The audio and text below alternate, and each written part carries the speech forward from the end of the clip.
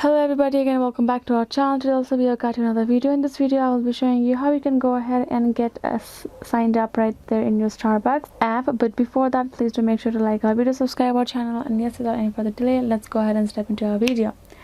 So if you want to do so, first of all, go ahead and make sure you have downloaded and installed the app. Once you're done, go ahead, tap on the Starbucks app. Now tap on this option of, and now you can go ahead, tap on this profile icon over here.